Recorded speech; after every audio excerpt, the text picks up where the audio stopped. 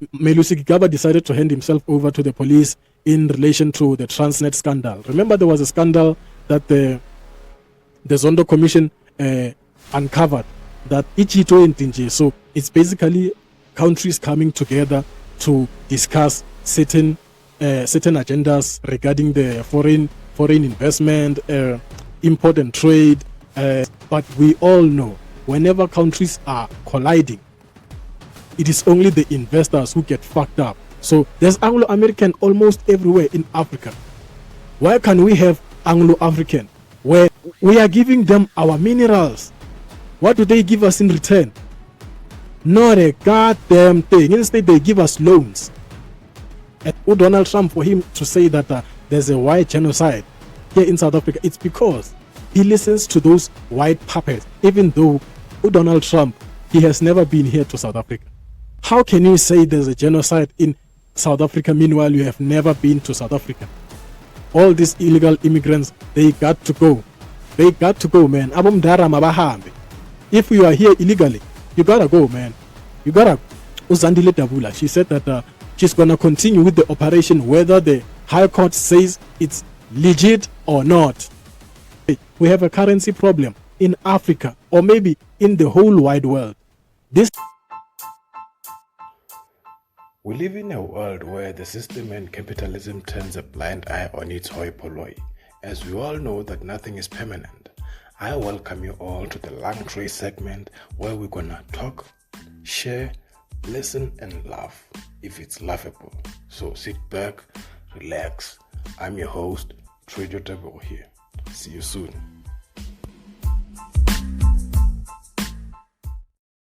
We're back again by popular demand, man. Even though sometimes I'd like to believe that it's not simply because of popular demand, but it's because we're doing the things that we love. So whenever you love something, you just gotta try to do it over and over and over again till it becomes better and better and better. By the way, welcome back to the LungTrey segment. Remember, this is the segment where we're going to be talking, listening, sharing, laughing. If it's laughable, niggas. All you all know. You gotta laugh. I mean, that's the whole point. The point is to laugh, man. Jokes on you, motherfucker. Jokes on you. But let's just get into the thing once and for all, because we are here now and time is money, right? So I saw somewhere on the news that Donald Trump made a statement and he was saying shit like no US leader is gonna attend the G20 Summit that will be hosted here in South Africa. And he was saying something around, something between the lines of, it is a disgrace that actually the summit is being hosted here in South Africa. And I was like, really? Are you the one who's gonna say that? Man, get out of here, man. Get out of here, man. Because we all know that the G20, in most cases, the G20, it's like a group chat where people are confirming that, okay, vele nye weekend izophuma sitlapini, and then mina ngizocontributor etshwaleni bese omunye uzoza nabugele, and then omunye mhlambe uzoza ne-transport and stuff like that.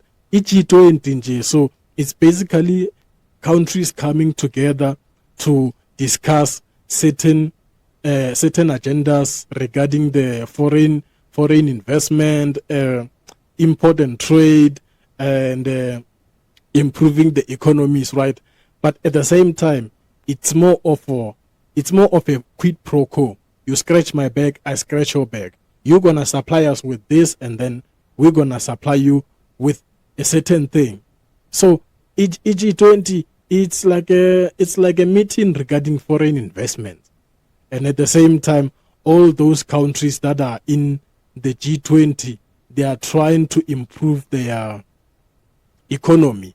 So meaning, if those countries can try to improve their economy, the rest of the countries will follow, right? So, but Donald Trump, for him to say that it is a disgrace for the summit to be hosted here in South Africa, it's because he listens to his white puppets that are here in South Africa telling him that there's actually a white genocide. Man, there's no white genocide here in South Africa. All I can say is crime doesn't discriminate. Whether you are black, white, colored, or Indian, if you're gonna get killed, they will kill you. If they are looking for you, they will find you. And I'm not saying that I promote genocide or I promote crime. This is what's happening all over the world, across the borders and stuff like that. So Donald Trump, for him to say that there's a white genocide here in South Africa, it's because he listens to those white puppets, even though we all know that our president, he also take orders from those white puppets, your Ruperts, your Oppenheimers, your Stellenbosch mafias and stuff like that. So a president cannot take decisions by himself. So even Donald Trump, there are some people in other countries like your Russia, China, or Ukraine, anyway, anybody that's so powerful and that is under the private sector, they can actually tell the president what to do, when to do it, and how to say it. So whenever you see Donald Trump saying something in public, it's because somebody told him to say so. It's not because he believes that actually there is a white genocide of stuff or stuff like that. Because you guys need to remember that whenever small countries are colliding or whenever there is war between those countries, it is always the investors whom their bag is getting fucked. So the investors have a certain power to tell the government that this is not acceptable. How about you pass certain laws? How about we intervene? USA is the first country, okay, not the only country, but it is the first country to intervene at any country's shenanigans whenever they are at war. So instead of saying there's a white genocide, how about you, Donald Trump, try to mind your own business in your own country? But he won't do that because he's listening to these white people, his friends. They are telling him that, what's happening in South Africa or what's happening elsewhere at Gaza or the Palestine, it's unacceptable. So how about you intervene and try to scare them? Because people tend to think that Donald Trump is the most powerful president in the world. Hell no, man. Hell no. Donald Trump is not powerful. Donald Trump, he is just a puppet who listens to the Illuminatis. I mean, the Illuminatis, I'm not talking about the devil worshippers. Don't get me wrong. The Illuminatis are the people who controls religion, economy, and the system. That triangle, it's religion, the system, and the currency. So they are those people who conduct a certain secret meeting somewhere in order to pass certain laws, and then later go to the presidents and then tell them that we want the world to move like this and that. All this bullshit is just because of the war on drugs. And I'm not talking about drugs in a form of cocaine, okay, maybe even cocaine, but the war on drugs is just simply about pharmaceutical companies and narcotics.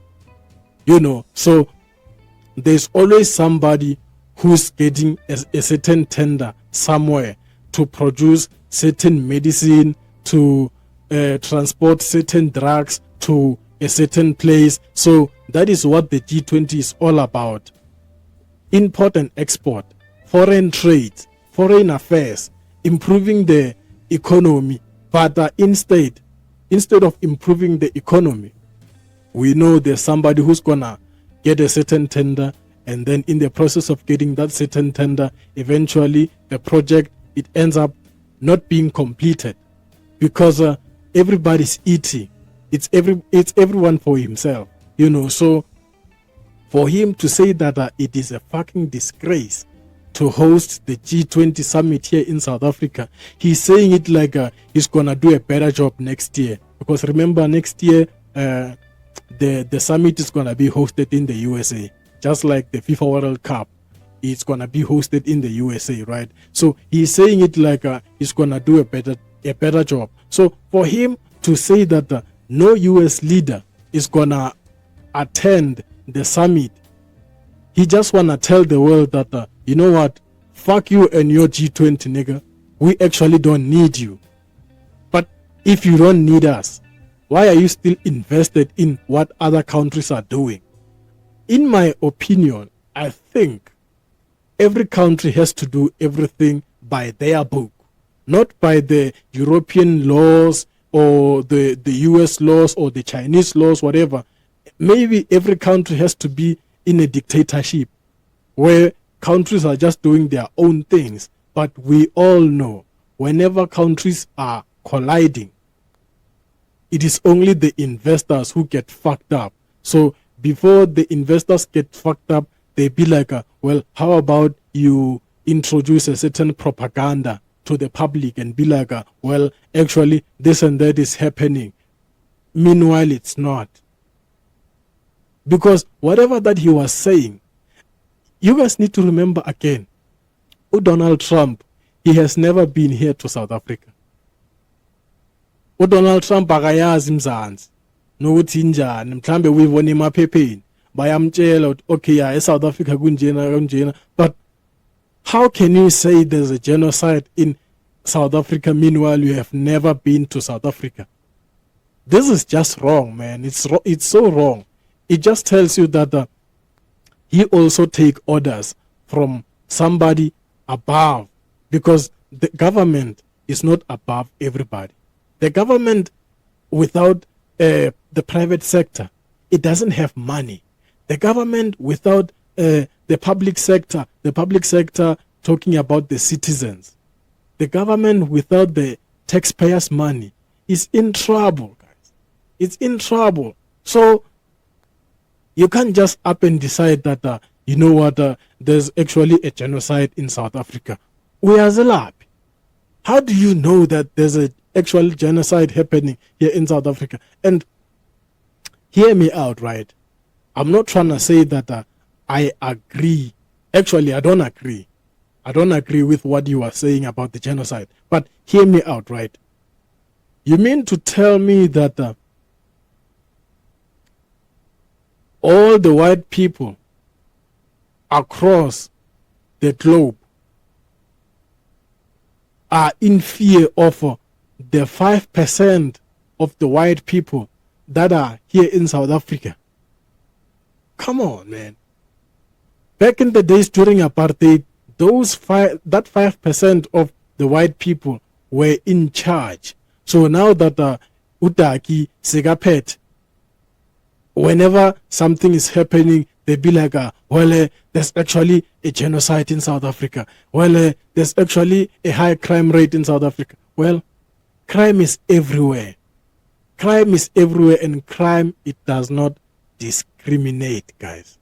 Crime doesn't discriminate. But for you to say that there's actually a genocide in South Africa, man, get out of here, man. Apparently or allegedly, Melania Trump, she's a female KGB agent. What? A female KGB agent? Oh, whoa. And if the rumors are true, Donald Trump, he knows very well that her lady is a female KGB agent. So it's not like, you see, meaning even Donald Trump, he was put in power by the people who are not even in the country. So this thing, it's like, I don't know. I don't want to say it's like a pyramid or it's like a dominoes where one chip falls, the rest follows. But it's like, since there are people who are controlling him, even him, Donald Trump, has the power to control other people. And then other people, they get to control other presidents. And then other presidents get to control other people. from the developed countries way to the developing countries.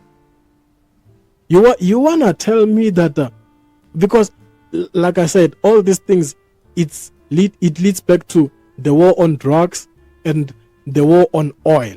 We all know that without oil, all the countries, they're gonna shamble, they're gonna crumble, because oil can perform almost everything. You can't just do this and that without considering the price of oil, the price of petrol. So all these people, they are fighting over oil. How can you fight over my resources? Meanwhile, those resources, they are in my country. That's what Donald Trump is trying to do to all these developing countries. USA doesn't have oil. Even if it does, it's not enough. So they end up making deals with certain developing countries that you give us this, we'll give you that. There's Anglo American almost everywhere in Africa. Why can't we have Anglo African, where our company, it's actually exporting oil and minerals to other countries? But no, because they are the private sectors, they come here, they invest, and then they promise us jobs. I mean, even if you can pay somebody a 50,000 rands, it's not enough comparing to the extractions that you are taking from the very same country. You take minerals here, and then you're gonna try to turn them into jewelries in your own country, and then come back and try to sell them to us again. And then you even charge tariffs and stuff like that. So the G20 Summit, it will happen, but at the same time, sometimes I just feel like it's just a shit show, man. Like I said, the G20 is like a group chat. Amajita aya confirm ukuthi okay, so vele namhla isiyogroova, mina ngizocontribute etshwaleni, wena uzoza nabugele, omunye uzoza ne-transport, what. So all of us, we are contributing. But if you can look at those contributions individually, lo oza nabugele, nalo oza notshwala, nalo oza ne-transport, like the contributions are not the same. They are not even equal. That's what's happening in the G20 Summit, man. So I guess maybe it's about time it happens, but I just hope that all those countries can stick to their guns and be like, well, since we are giving you this, how about we conduct a fair trade? But we all know that our developing countries, they always take orders from the developed countries that since your country is in shit of this and that, how about, you wanna tell me that our countries here in the developing countries or in the developing continent, we can't even build our own capitals like machinery in order to extract gold, minerals, and we can, but because we are in bed with the laws of the developed countries like your European countries, your USA, your China, they be like, you can't. How can you tell me I can't in my own country? Man, that's fucked up, man. That's fucked up.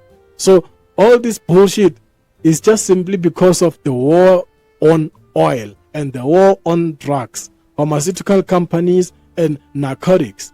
We all know that everybody makes money selling drugs. All those drug busts that you find in the harbor of KZN, some have been confiscated, whatever, that's just the tip of an iceberg. Imagine a factory or a farm where they are actually producing or processing cocaine somewhere in Brazil, somewhere in Colombia or whatever, but because they can't sell all those cocaine in their countries, they end up shipping all those packages to us, developing countries, in order to fuck up our economy. Once you are hooked on cocaine or you are hooked on crack, even your standard of living, it has to improve. Now you have to go back to school, study more, get a better job so that you can satisfy your own habits. So it's those developed countries that are fucking up the developing countries and then come back and try to rescue us in the problem that they already caused to begin with. So Donald Trump is not powerful, guys. Donald Trump, he's just another puppet in the USA, taking orders from the Illuminati, the elites, the people who are controlling the system, the currency, and the religion. That's been the goal throughout the entire decades and generations and generations. So I don't know, man. I think maybe we should just try to talk about something else. The leader of Operation Dudula, Zandile Dabula. Uyadabula naye uthi wonke abuxenophobia bomdara mele baphume bahambe. And then the High Court decided that the operation that they are doing, it's unethical, it's illegal, it's against the law. You are not supposed to go to hospitals, clinics, and schools to demand documentation from the people, because South Africa, it belongs to all of us. Once you are in South Africa, it belongs to you as well. I'm like, wait, okay, I get it. Maybe we should say South Africa belongs to people who are born and bred here in South Africa, not everybody who's in the country, because it's cheap. It's cheaper to come from Zimbabwe to this country in order to get certain health care, so they just wanna minimize the fact that you came here illegally, because you guys need to remember that Zandile Dabula, she said that she's gonna continue with the operation whether the High Court says it's legit or not. And I'm saying shout out to you, girl. You gotta do this thing. And there are some alleged rumors that she's actually from Zimbabwe. Well, so what if she's from Zimbabwe? The fact that she can still acknowledge the fact that South Africa, it belongs to people who are in the country and who are being born and bred here in the country. We don't give a fuck where you're from, as long as you don't break the law. And I don't think that she broken any laws, because it's true. All these illegal immigrants, they are fucking up our bags. All these illegal immigrants, they are fucking up our medications. Instead, we have to wait on long queues. What the fuck, man? So I don't think that she has done anything wrong. I don't think that she has broken any laws, and I think she has to continue tutulating all these motherfuckers, because if you are an illegal immigrant, you're a motherfucker, man. You gotta go. You got to go. But at the same time, they are saying that there are two sides of a coin, right? It cannot be a head and a head. It's a head and a tail. So another thing maybe that the Operation Dudula might be failing to understand is the fact that here in Africa, we have a currency problem. We don't have immigration problem. Here in South Africa or in Africa, we don't have an immigration problem. We have a currency problem. So whoever that's coming from Nigeria illegally or from Zimbabwe illegally to South Africa, in their mind or according to their point of view, they are saying that they are thinking that, you know what, I'm trying to get a better life, because we all know that South Africa, its currency, it's way stronger than most of the rest of the continent, right? So you can imagine that the standard of living in Nigeria, it's probably bad. So these people, they are coming here and then they try to get a better life for themselves, but maybe some of them, in the process of trying to get a better life, they end up being involved in some illegal bullshit, like selling drugs and maybe even human trafficking, prostitution, stuff like that. So that's where maybe we can draw the line. But at the same time, maybe, like I said, there are two sides of a coin, right? At the same time, I can say that, you know what? It's actually not our fault that the currency of Zimbabwe or Nigeria it's weak. It's not our fault. The least you can do, maybe you have to work 100 times harder if you are in Zimbabwe, if you are in Nigeria or wherever the fuck you are. But at the same time, it's like, man, think of it like this. Here in South Africa, you are earning 10,000 a month as a cleaner. And then in the US, you are earning $10,000 a month. Well, the person who's earning $10,000 in the USA, when they come here to South Africa, somehow they make more money. But still, in their country, that $10,000 is not enough.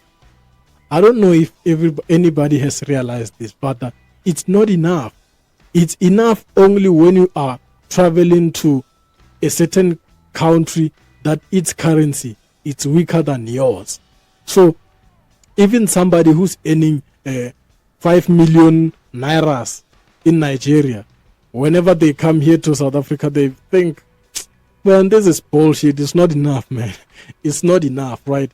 But the ones who's earning 5 million rands here in South Africa, whenever they go to Nigeria, they be like, God damn, I can buy everything. You know, so, but whose fault is that?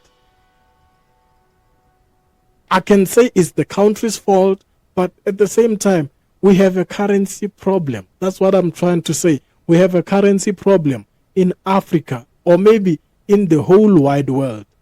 This thing of having different currencies where a certain country's currency is stronger than the other, obviously the one who have a strong currency, they will always try to manipulate the one with a weaker currency. That is why this G20 is being implemented. That it's a quid pro quo. You give us this, we'll give you that. But whose fault is that? Maybe we have to cancel this whole G20 shit. We have to cancel this whole currency shit because it's bullshit. Okay, I get it. Back in the days, the barter system, it was okay. It was great up until maybe you have to exchange something that you don't have. Because if you are in need of this monster and I have this one, but you don't want this one, you want this one, and I don't have this one, meaning this one has to try this one and then be like, well, I don't have it. And then now you have to move to the next person and be like, I'll give you this one. And then this one doesn't want this one, he wants this one. Now you have to, you see, so it's like somehow it's time consuming. I get it. But what happened to being okay with what you have? That's what I'm trying to think, Ore. What's wrong with having what you have and being okay with what you have? Because the moment you start seeing other people having other stuff, you end up being like, I want that too. I want that too. But in order for you to get that, you have to negotiate with someone else. Man, I get it. It's time consuming, but at the same time, maybe as countries we have to accept the fact that we don't have this and we don't need it. If we do need it, maybe we can try to do it ourselves. This thing of making trades that, okay, you give us this, we'll give you that. We are giving them our minerals. What do they give us in return? Not a goddamn thing. Instead, they give us loans. And then now you are in debt with somebody who has the stronger currency. Imagine South Africa right now borrowing $1 billion in America You know how long it's gonna take us for us to pay back the money? It's gonna take us long, man, meaning we have to work extra shifts. We have to increase the tax so that we can recoup the money to pay it back.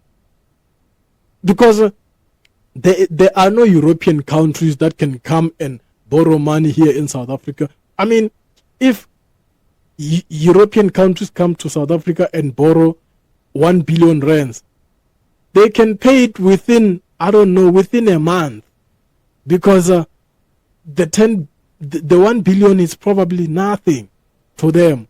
So, but then you borrowing $1 billion to the US, now you have to pay it back 19 times, because the rent currently is 19 rand, right? 19 or 18 rand. So you have to pay it back 19 times. That's bullshit, man. You see, so we have a currency problem here in the world, not just in Africa, in the world. We have a currency problem, and we have a problem of the war on drugs, the war on oil. And I still feel like it's bullshit. It's bullshit, man. It's bullshit. So these illegal immigrants, they got to go. They got to go. So that one, we don't even have to argue or debate about it. If you came here illegally, hey man, you've broken the first law. Now you're gonna even sell drugs. That's another law that you've broken. Man, it is so wrong. It is so wrong. So I gotta applaud. Zandile Dabula for the initiative that she took for her and the operation to make sure that all these illegal immigrants, they got to go. They got to go, man. If you are here illegally, you gotta go, man. You gotta go. Because I'm sure they don't want to bring back the death penalty. Because maybe if you were to find you that you are here illegally, man, we were supposed to kill you, but because there are no death penalties, we have to go through those red tapes, the bureaucracies of saying that, you have to take them to court. You have to, man, those are legal fees. You are adding more bullshit to the thing that can be solved or resolved within a day. Get this motherfucker a bus ticket and go home. Let them fuck off, man. You gotta go. But speaking about not illegal, but speaking about tenders and stuff like that. Remember, I said that this G20 thing, it's a quid pro quo. You give us this, we'll give you that, in the process of improving the economy. And at the same time, there are going to be tenders that are going to be issued out, you know. So apparently, Melusi Gigaba, he decided to hand himself over to the police. And I think he did that because he realized that the walls are closing in. I'm sure now we can see that the Madlanga Commission is exposing a lot of corruption, a lot of shit. And Melusi Gigaba decided to hand himself over to the police in relation to the Transnet scandal. Remember, there was a scandal that the Zondo Commission uncovered, that there's 54 billion rands that's been missing. The Guptas were getting tenders to fund that certain project and stuff like that. They call them what? I think they call them locomotives or something. Somewhere, you know, the business language, they always talk bullshit. Meanwhile, they are meaning small stuff. So the Guptas were being given a certain tender, and then that tender ended up having subcontractors here and there. So eventually everybody wanted to eat, and the project was incomplete. So now Melusi Gigaba just decided to hand himself over because he saw that actually the walls are closing in. It's like he tried to, what's the word, man? He tried to get a deal, or he's trying to get a deal with the government that, well, since I handed myself over to the police, well, in case I get convicted, how about maybe you lessen the sentence? Because I took it upon myself to hand myself over. It's not like they just came to me and started to arrest me. He saw that the walls are closing in. So in the process of doing that, he was like, man, I gotta do the right thing. I got to do the right thing. He's guilty, man. Even if maybe he's not guilty directly, he is guilty by association. Oh, Melusi Gigaba is guilty by association, man. Doesn't matter whether he took the money, he ate the money, he gave the money, or he didn't know what. Guilty by association. Guilty, guilty, guilty, guilty. Anybody that is working for the government, especially the government officials, anybody that has broken the law, they have to be convicted, man. Well, I wanted to say they have to be killed, but they gotta be convicted. Maybe give them a lethal injection right there, man. Because it is so wrong.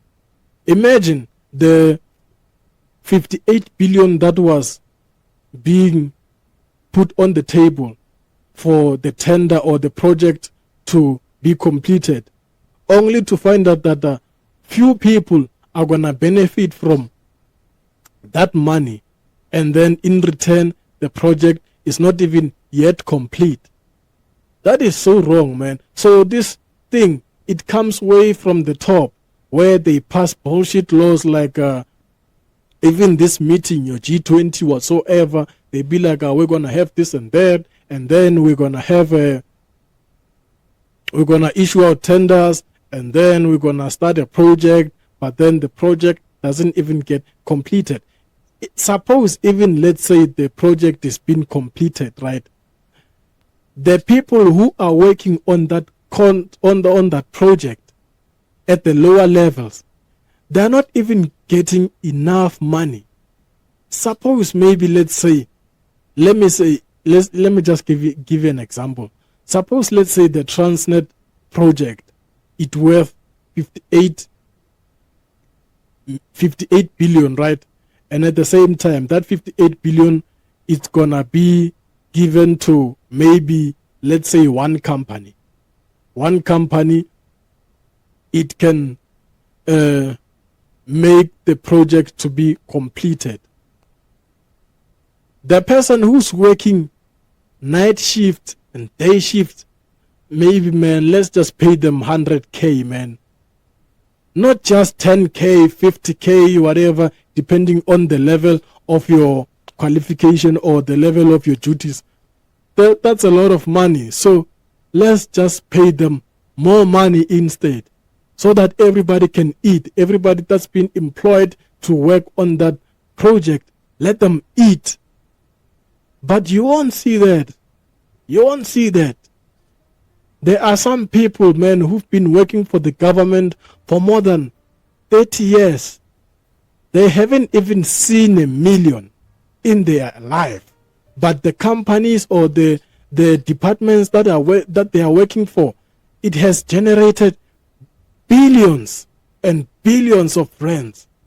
But the person at the lower level, they don't even have benefits. Your medical bills, your medical whatever, they don't even have your house allowance, your car allowance. But there's a lot of money that's been generated. Why? Why can't you just make sure that everybody eats, instead of you trying to eat by yourself, maybe with your friends? Come on, man. This is just wrong. This is just wrong, man. I mean, everybody has to eat. I get it, but not at the expense of other people's hard work, man. Because even that 58 billion rands, some of the money, it comes from the taxpayers' money. Imagine that. So even I myself, I'm funding a certain project that I don't even know it exists. That's bullshit, man. That's fucking bullshit. I'm not gonna lie. So Melusi Gigaba, he got to be convicted. Doesn't matter whether you handed yourself over or not. He got to be convicted. He got to. He got to, man. But anyway, okay, maybe let's just try to dabble in the entertainment industry for just a bit, before we can close the show. I saw somewhere on the news, Chima Music had posted that he's gonna be taking a break from bookings, productions, and making music and stuff like that, because we all know that he was involved in a car crash.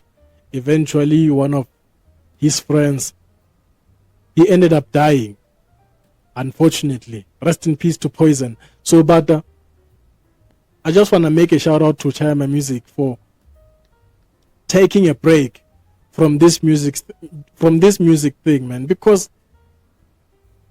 music will always be here, whether you are in the studio or not. But you are not supposed to be you are not supposed to be doing the things that you love at an expense of your health. Health is wealth, man. Health is wealth. So I think he still have like 3 upcoming surgeries that he has to go through. So he can't be taking bookings and making music. Meanwhile, he's not okay. Because even I myself, I cannot come here to the studio and try to make a good show. Meanwhile, mentally, I'm not okay. And even physically, I'm fucked up. So I have to be my best self in order for me to make a dope show. So you're not supposed to be doing the things that you love at an expense or at the cost of your health. Health is wealth, man. It doesn't matter if you have billions. If you are not healthy, if you're about to die, then those billions, they are useless. They are worthless, to be precise. So I gotta make a shout out to Chima Music, man. Gotta make a shout out to Chima Music, man, for at least trying to make sure that he gets better before he can give us those dope music, those dope sounds and stuff like that. But I have a problem with people who are, because that's one of the reasons people are getting involved in car accidents.